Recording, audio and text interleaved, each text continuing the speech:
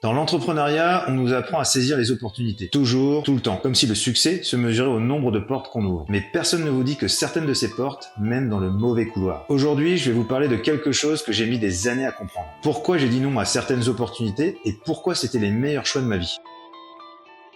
Quand vous commencez à avoir un peu de résultats, de visibilité, de réseau, les opportunités arrivent. Des partenariats, des associations, des projets en béton, des investisseurs qui ne se refusent pas. Et au début, vous regardez tout ça avec des étoiles dans les yeux. Moi aussi, j'ai regardé avec des étoiles dans les yeux. Sauf que j'ai appris, à mes dépens, que ce n'est pas parce qu'une opportunité brille qu'elle est faite pour vous.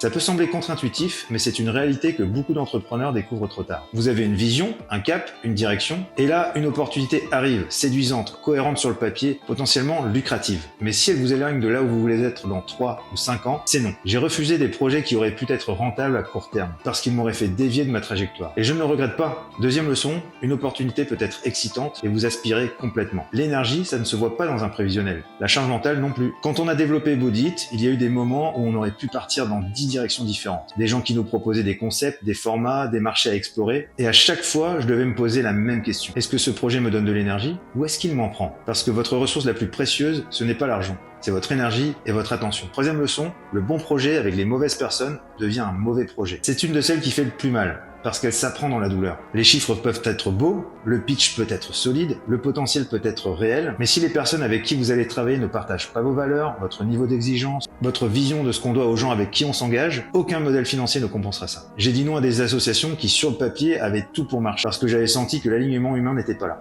Et j'ai eu raison. Quatrième leçon, dire oui coûte parfois beaucoup plus cher qu'on ne le croit. On pense au coût en argent, mais il y a un coût en temps, un coût en énergie, un coût en charge mentale.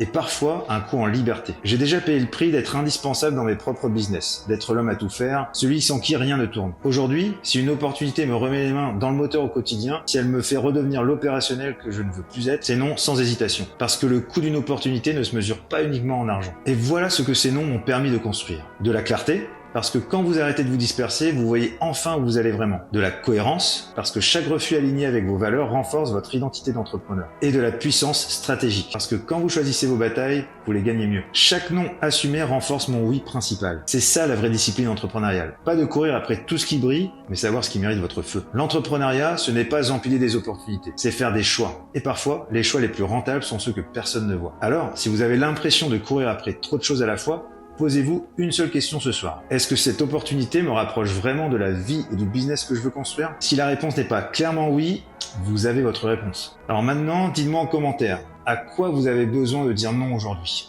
Si vous voulez structurer votre business, prendre de meilleures décisions et éviter les pièges classiques de l'entrepreneuriat, j'ai mis un lien en description vers ma méthode Profit. Et si vous voulez plus de contenu concret, terrain et applications immédiates, abonnez-vous et activez la cloche. En business, n'écoutez pas ceux qui parlent plus fort. Écoutez ceux qui ont déjà payé le prix. À très vite!